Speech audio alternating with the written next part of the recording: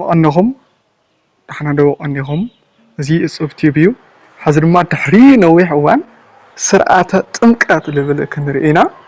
بسم قدس اللاسي نجمر تعي سرعة تمكات لبل مالتي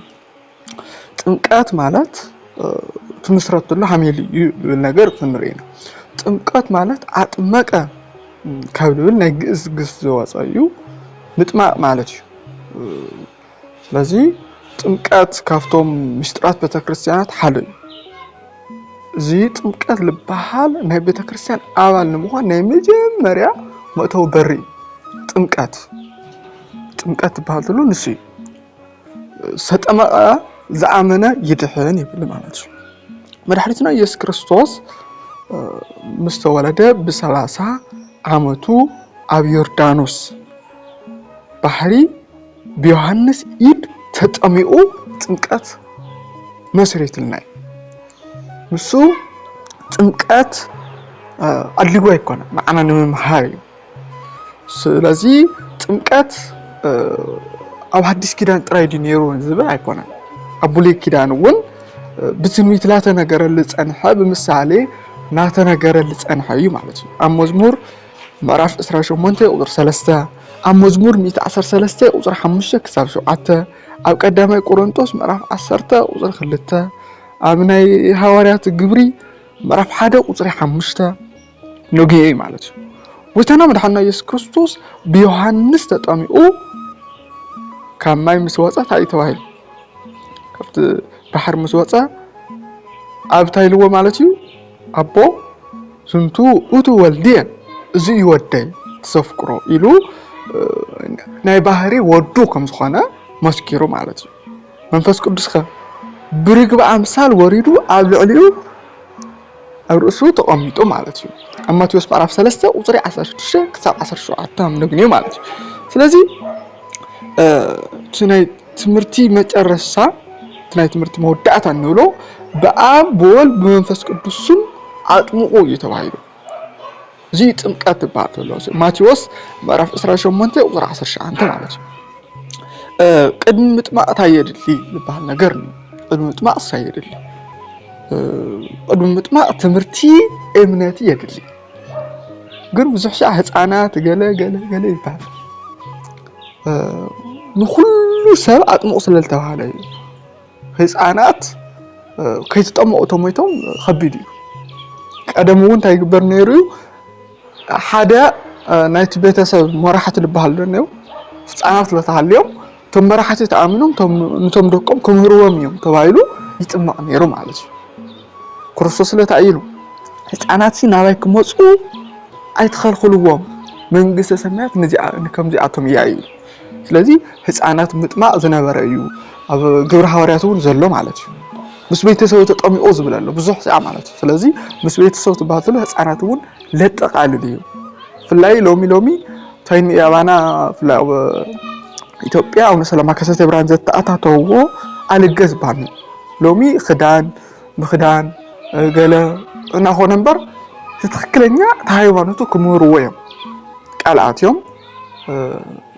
አቦት ሆኑ ማለት ነው ወይ አዶት ሆነ መክርስና አልከ ማለት ነው ስለዚህ ተጠማይ በቅድመ ልዕል ዝበለ ንሕር ኮይኑ ናይ ክርስትና ትምህርቲ ለተማሃረ በኢየሱስ ክርስቶስ አምላኽነቲ መድኃኒትነቲ ዘአመነ ኮውን አለው ማለት ነው ህፃን ቆልዓውን ክጥማቅ ተኮይኑ አቡይ አዲ ክርስቲያን ተኮይኖም በስ ሃይ ሆነ ጥማቅ ነው ሙስሊም ወድ ሙስሊም ተኮይኑ ክርስቲያን አይተኮረ ወይታናውን ዘአመነ ዝተጠማቀ ይድፈን ይሉ ማለት ነው እምነት መሰረት ቶም ካልኦ ተግባራት ህንጻፋት እሱ መሰረት መጀመሪያ ማለት ነው ከሰብ ዝድህን በእምነት ይተባተል ነው መሰረት ስለሆነ ፍህ ሰናይ ግብረ ገበርካ ተሰናይ ግብረኻ ለክርስቶስ አሚንካ ተዘሆን ትርጉም ያውል ለክርስቶስ አሚንካ መንግስተ ሰማያት ከምትወርሰሉ ፈሊጥካ ከውነለው ማለት ነው ስለዚህ ንስ እምነቱ ክገልጽ የኸለ ህፃን ተኮይኑ በሃሚ ግበር ማለት ነው በወለዱን ብናይ ክርስትና አቡን አዲውን ሐላፍነት ይጥማቅ ማለት ነው ወናት አገዳስ ስለሆነ ከዚህ ህፃን ቆላ ሕክምና ወሲድና መድኃኒት ነው ወይና ወረ تمدحانيت طعم أيفلتن سهتا قلت أم سلزخنا نحنا نويرنا له فلتنا يسلزخنا ناب حكمنا نوصله تمرتي أيفلتن مجمرة تمرتي طعمني وديو يقولون أيفلتن لكن ها ناب تمرتي هنا نخاف نسي سلازي سي مس عوي بحلفنات يمهروه معناتي ولدون زوم أبو وأدو كريستنا معناتي نوس كريستيان لبهالن نوس كريستيان كم خالي هايمانوت زموت قدماي خدمة متماهم يمرمرو معناتي سرحهم يمرمرو تمرميرو أمناتهم مسترجعز أي تماو يلبن أفتها نجس أنكت سلسلة معناتي نوس كريستيان متماهم أم صحافي كيدان للو إجابير زبرهانات نادقومو يتماو معناتي طبعا أميرون لا يأبوز مالتي نتمكات لتوسنا أدمة هامي أيو تمكات نودات بأربعة معلتهم استولدوا 4 معلت مسكورو تماو ندك نسوي ما 8 معلتي مالتي أو كفالي معرف 4 وطر 10 خلته أو زلوان معرف 10 تحت وطر حدا مالتي ونياتو قدامنا هيوان بستفطرو 4 معلتهم وقدام هيوان ون 8 معلتا ناب جنة 5 مالتي تهزعن موت لسقوة تخوينو نموت 4 تخوينو بتعمي تحميمو خبيت حميمو قدم 4 معلتي قدم 8 معلتي تحازيلو بتال تعبي وأفتك قبل كتما إخوي معلش مهنياتو تحنتك تخيل تسلالي تخيل معلش تازولا دوتك تخيل تسلالي تخيل نمت معلتو ليه بصحتها علي معلش معلتو ليه بصحتها علي قل أشجاري نقرتها كاتمو وصورة ما هب أي قباني بكا متما معلش سلازي زعمنا يستأمق أجدهن لبهالني ورا هسأنا تكر أي فلتون بس شايل نكر ورا صار متبعوس إمنتك قدم اللو نمر عليك وانا بمجمرة بتكريستيان تمسرت الله نهيس أنا تنقت أكره خرين برا لومي ينبر أبنت أهواريات جبري مرة 10 وطلعوا 10 منتي كارنليوس مس بيتسو تتأمق يزبل مس بيتسو أهواريات جبري مرة 16 وطلع 15 ليديا مس بيتسو تتأمق أو قدامي كورنثوس مرة 1 وطلع 16 نا استيفانوس بيتسب استطمقوا كم سخونو سلسجلت حواريات زتمو زنورو بيتسب بملؤ أمبر هسعنات أورجا ما يكونن زي زمركتان سلازي أما تصحف قدوس وخود سخانة مردعتا تصحف له نهيس أنا تنقط بقى لا تحاتيس هيكونن لكرا خرون هيكونن إيش نهيت تنقط سرعات كم يجوز بالإسكندرة نهيت تنقط سرعات تنقط لجبر بسلاسي سم كيس أوعها تطمقات تنقط على سؤال زخانة ماي تعليق كموصاي بر لهو طمي واقع يولي معناتي تنقط أما تيوس معرف 18 وطلع 10 عنتها منبني معناتي بسم سلاسي يكون له تنقط اللي فتسام فساسي تبهالت له اللي فسس قالوا على وين الفسس وين ماي بحري عينت كون له ناي سلاسي سمنا صوعها اي معناتي أتأمقك بسم آب أتأمقك بسم والد أتأمقك بسم منفس قدوس ناولو كاهنات 3 ጊዜ ناوشت أتو أو ناولو يتمو معناتي أتي ماي سيلو تخكلنيا قدام أمتى نيرو سفيه لخنا ناي ماي بوتاي اللمو كأونا تخيلوا هذا جن أبزير كول أحد بوتات جن تاي جبر مثلكم بلا علي فسس معناتي مايك أريحة بإيد نحفنكا وي 5 شوك نجر ጌርካ ይጥማ ማለት እዩ ምክንያቱ ታይብል አፍሪታ ነገስ አንቀጽ 3 ወይኩን ጥምቀት ውስተ ማይ ወሂድ ወለማ ኮነ ህየ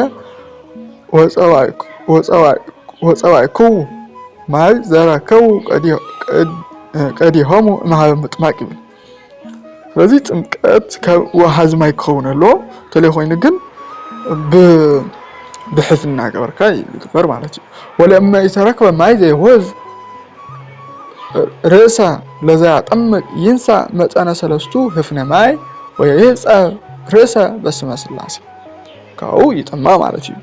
أطماقيو تطماقي بحال تطماقي نولا أطماقيو وي لطمق ساب وي أبيسكوبسيو وي كاشي ወይ አሽ ዲያቆን አይኮንም ስልጣነ ክህነት ለይብሉ ከጥምቀላ አይخلن ያጥምቅ ዘእንበለ ኤጲስቆጶስ አው ቀሲስ ስለልብል ማለት ነው ደቃንስተና ያጥምቃል ኤጲስቆጶስ ወይ አሺ ዋጋ ተቀብሉ ከጥምቅ አይቀበል ቦርሳ አይኮንን ያጥምቀት ቦርሳ አይኮንን ሓደ ጥምቀት ስጦታ ይባው የኔ ቤተክርስቲያን ወደ ከዚህ ሎሚ አቸጋርና ሆነ ይመስለኒ ግን ስጦታ ግዴታ ይኮናል ፋልና ፎቲና በር ማንም ሰው ድኻይኹን ሃፍታም ይኹን በሁሉ ለወሃብ ጸጋ እግዚአብሔር ወልድነት ስለሆነ እዚ ጸጋዚ በዋጋ ለዕደግ አይኮናል ዋጋ ክፈልት ተባሉት ዋጋ እንው ዝአክል የለን ስለዚህ እዚህ ግን حزلنا ዝኾነ ተጠማቂ በሃይማኖት ለተፈለሰ ለተጠሚኦ ክርስቲያን አይባልም ምክንያቱ ከአመና ተጠምኦ ዋጋ ይውልን ስለዚህ አምጥማ ለፍጻም ስርዓት ነው አለው ማለት ነው ክርስቲያን ተጠማውተሎ ናይ ትንሳኤ መዓልት እንድሕር ኮይኑ ኣብ ሰሙነ ሕማማት ኣብቲ ሰውዓይ ውሽጢ ሐሙስ ሰውነቶም ይሕጽው ዓርቢ ይጾሙ ሰንበት ይጥመቁ ይዝብል ተጠማዕቲ ዞም ዝጥመቁ ሰባት ሰንበት መዓልቲ ሰንበት ለይቲ እዮም ዝኸዱ ለይቲ ኣብ ልጥመቁሉ ቦታ ጠጠው ይብሉ ማለት እዩ ካኦ ተኤጲስቆጶስ ወይ ተአሺ ትለጥመቅ ገጹ ናብ ይገብር ናብ ምስራቅ ማለት ወይ ናብ ምብራቅ ገይሩ ኣዳው ዘርግሑ ይጽልየሎ ማለት እዩ ጸሎት ይብጽሕ ኤጲስቆጶስ ወይ ተአሺ ነቲ ልጥማቅ ሰብ ካብ ናይ ሰይጣን እስትራት ለድሕኖ ብምንታይ እዩ ኣብቲ ቅብአ ቅዱስ ልበሃልኒ ማህተም ማለት እዩ ማህተም ኣብኡ ይጽሊ ጸሎት ይብጽሕ ማለት እዩ ካኡ ብትሜት ኣብቲ ልዕሊ ሜሮን ይጽልየሉ ካብ ምስተጸለየ ቅብአ ቅዱስ ይግበረሎ ማለት እዩ ተጠማቕቲ ብትማይ አንጻር እዮም ዝኾኑ ካኡና ሰማይና ተመልከቱ ጎጾም ካብ ምብራቅ ናብ ምዕራብ ይምልሱ ማለት እዩ ይይሩ ካኡ ተማለቲ ታይ ባህልዳሃር ኤጲስቆጶስ ወይ ተአሺ ዲያብሎስ ተخحዶ ዲኻ ይብሎ ካኡ ሕድሕድ ተጠማቂ ወይ خحዶ ይብል ማለት እዩ ካኡ ይخحዶ ማለት እዩ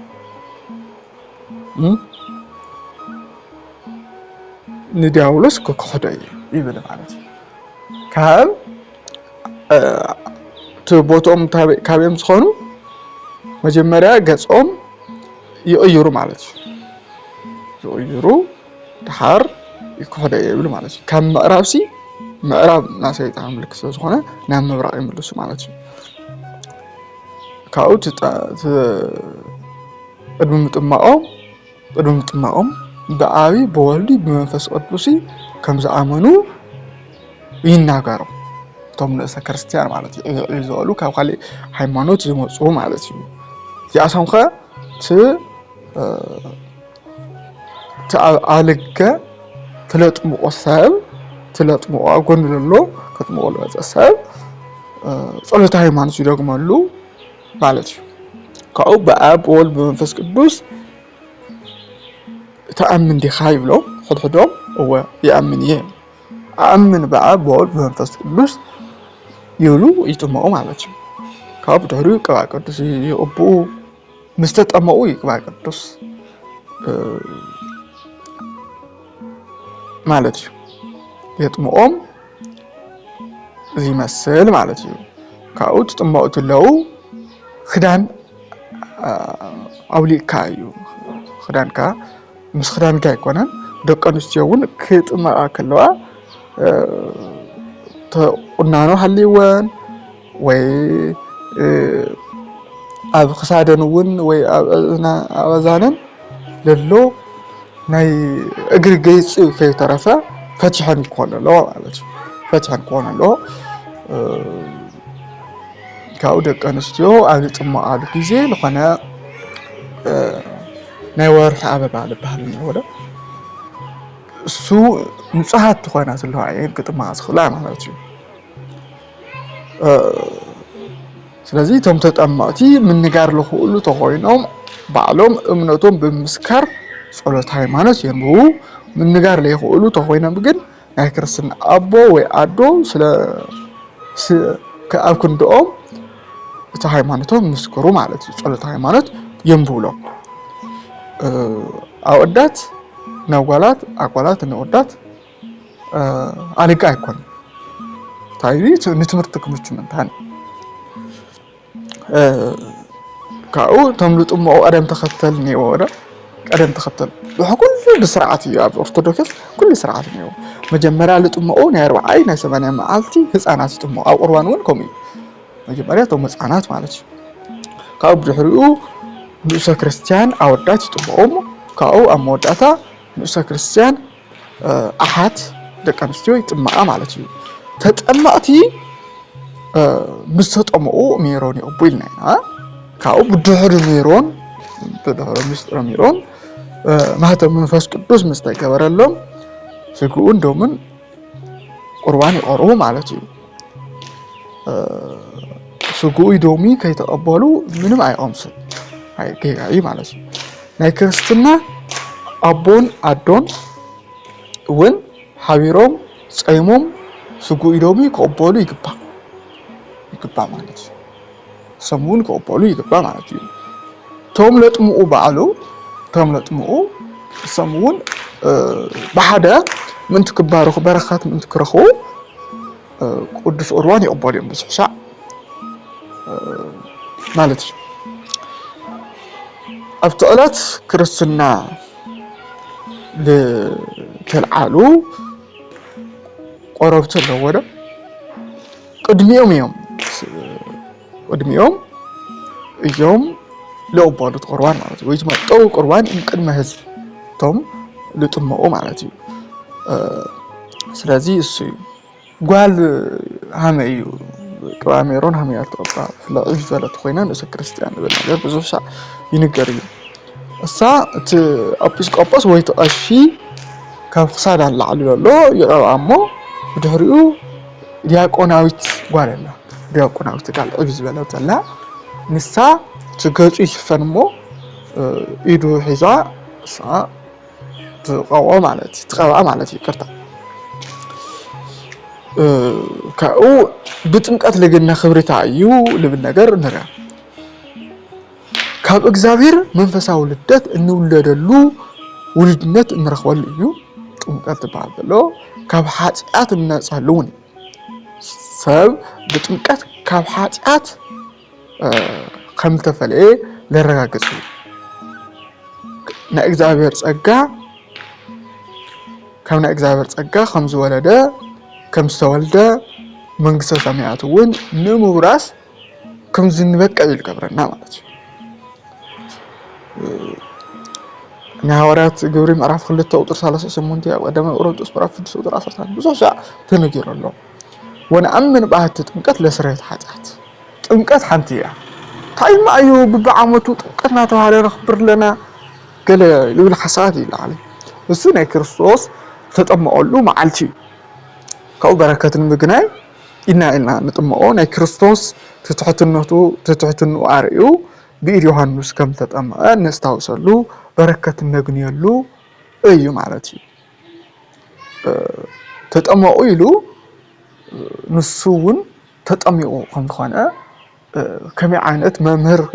كم زخانة كريستوس نستوصلو تلنا جور نكر بجبر كم زرعنا زرع نكر تتحتنو كندي زأكل كم زخانة نحصلو معلتي كبقيتنا مدحنا يسوع كريستوس ون بركات النجنيلو علتي معلتي مبر تطمقات التبه حدا شعيا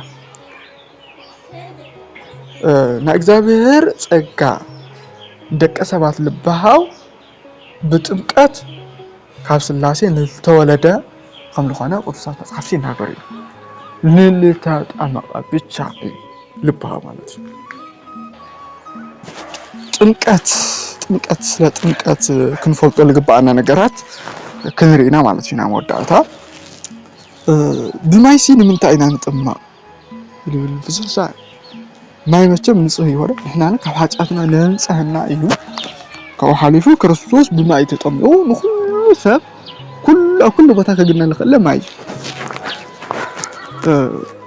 حوارياتون بماي كتمو يعزيزو مالتي كريستوس أما جوس معرف 3 وطرح 3 كساب 16 أما مرقس معرف 1 وطرح 9 أو يوحنس معرف 3 وطرح 5 أو إفسس معرف 5 وطرح 16 أو تيتو معرف 3 وطرح 5 أو قدام يوحنس معرف 5 وطرح 6 كساب 8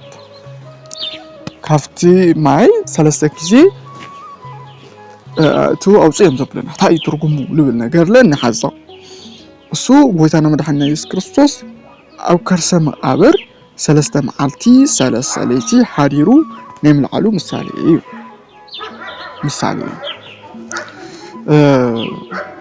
فالي تتطمعي أو تطمعوا لكيزي دياولوس تخدت له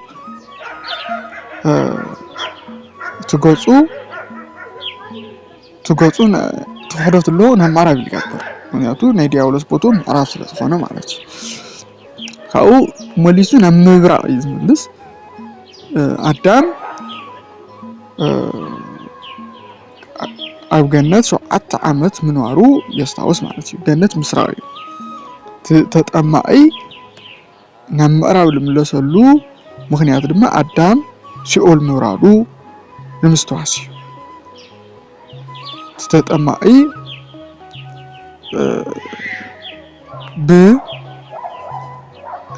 تتطمأس بتنامي أنصار بتنامي تمقت أنصار يلخون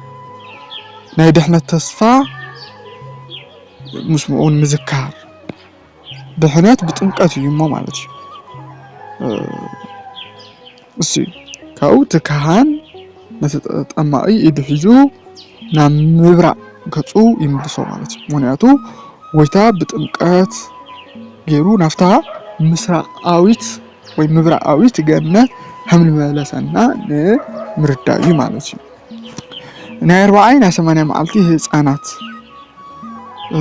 መጀመሪያ ይጥመቁ ካው ድሂሮም ንሰ ክርስቲያን ይጥመቁ ልበልናዩ ታዩ ምክንያቱ ህፃናት ናይቶም ለሕሉል ነበሩ ናይቶም ጓሶት ናይ ቅዱሳን አነስ ንሰ ክርስቲያን ህፃናት ናይቶም ጓሶት እዮም ናይ ቅዱሳን አነስ ንሰ ክርስቲያን ደማ ና ሰብአ ሰገል ናይ ሐዋርያት ምሳሌ ስለሆነ ማለት ነው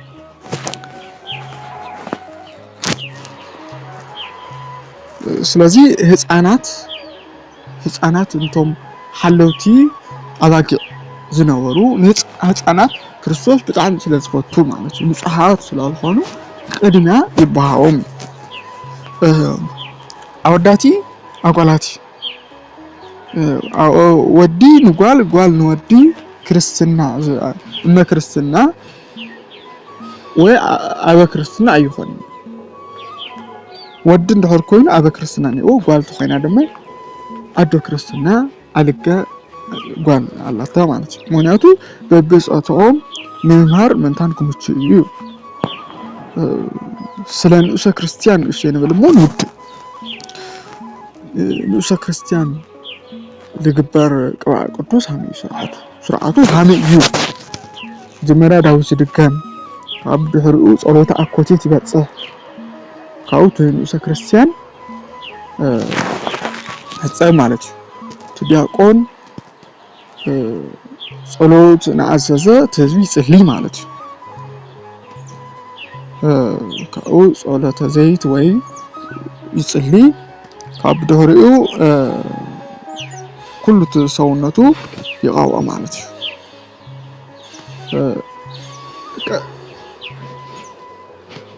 ንኩሉ ይቃወ ማለት ስለዚህ እዚ ልመስል በድህሪኡ